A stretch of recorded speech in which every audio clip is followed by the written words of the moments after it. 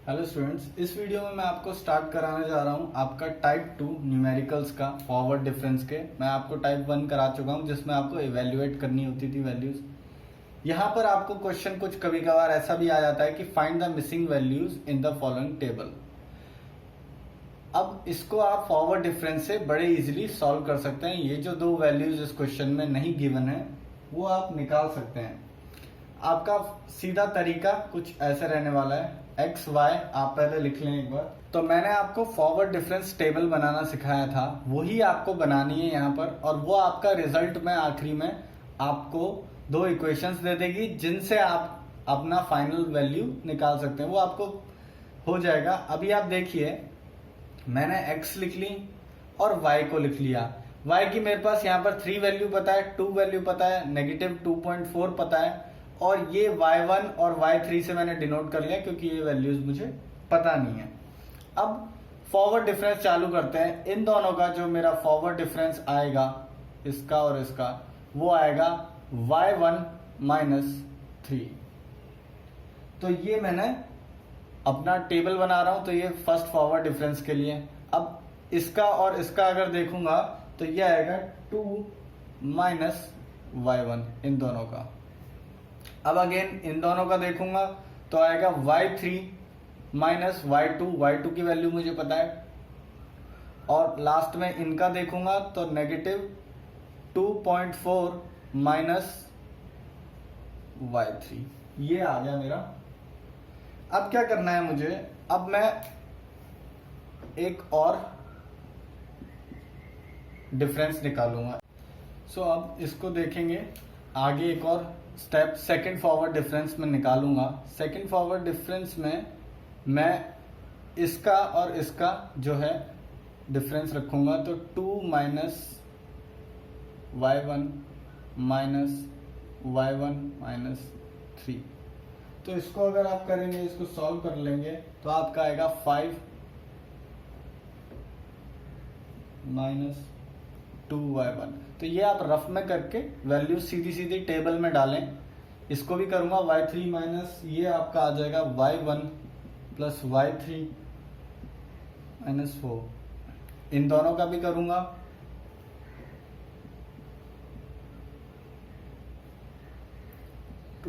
y3। अब ये आ गया।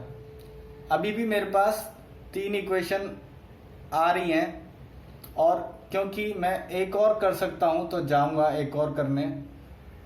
थर्ड में एक और बार अपना डिफरेंस निकालता हूं। अब एक और बार डिफरेंस निकालूंगा तो इसका और इसका डिफरेंस और इसका और इसका डिफरेंस आएगा।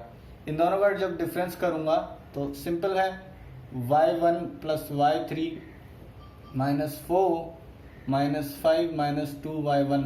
इसको पूरे को कैलकुलेट करूंगा तो मेरी आंसर आ जाएगा 3y1 -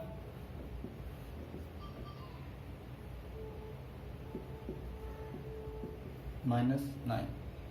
और इधर भी सिमिलरली करूंगा, इसमें से इसे माइनस करूंगा तो मेरा वैल्यू आएगी 3.6 - y1 - 3y3। अब हुआ क्या है, ये दो मेरे पास इक्वेशंस आ गई हैं। तो मेरे पास जो वैल्यूज नहीं थी वो थी y1 और y3। ये दो वैल्यूज नहीं थी। अब मेरे पास हुआ क्या है, ये दो इक्वेशंस आ चुकी हैं। अब इनको निकालने के लिए मैं सिंपल इन दोनों इक्वेशंस को सॉल्व करूंगा और अपना आंसर निकाल लूंगा। सो नाउ स्टूडेंट्स, एक छोटा सा कॉन्सेप्ट मैं और आपको बताना चाहता हूं कि मान लीजिए डेटा में आपकी y की, इस डेटा में ही मान लीजिए 3 एंट्रीज आपको गिवन है, ठीक है। तो इसको मैं as a second degree polynomial की तरह, तो इसको मैं सेकेंड डिग्री पॉलिनोमियल की तरह ट्रीट कर सकता हूं। इसका मतलब यह है कि अगर सेकेंड डिग्री पॉलिनोमियल है तो उसके जो फर्स्ट डिफरेंस है उसमें कुछ वैल्यू आएगी। मान लीजिए यहां पर कुछ भी होता तो एक वैल्यू आती मेरे पास फाइनाइट, लेट से 2 आती। फिर सेकेंड अगर डिफरेंस निकालता तो यहां भी कुछ ना कुछ वैल्यू आती, लेट से 1 आती या कुछ भी आती। बट जब भी उसका थर्ड डिफरेंस में निकालता तो उसकी वैल्यू 0 आती और नीचे भी 0 आती।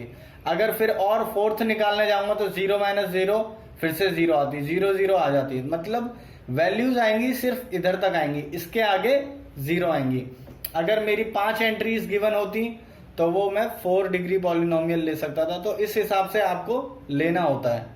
तो जो आपकी फिर ये अगर ये यहां तक सिर्फ 3 एंट्रीज गिवन है 1 2 3, तो इसका मतलब ये जो है यहां तक ही वैल्यू देगा। ये और ये वैल्यू आपकी इक्वल टू 0 होने वाली है।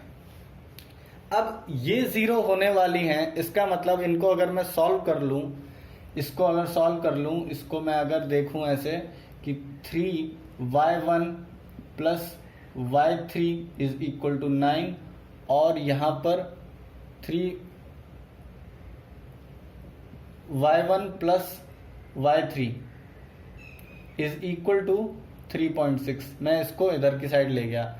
इनको अगर मैं सॉल्व कर लूंगा तो मेरा आंसर आ जाएगा, क्योंकि ये 0 0 थी। आई होप ये कॉन्सेप्ट आपको समझ आ गया हो।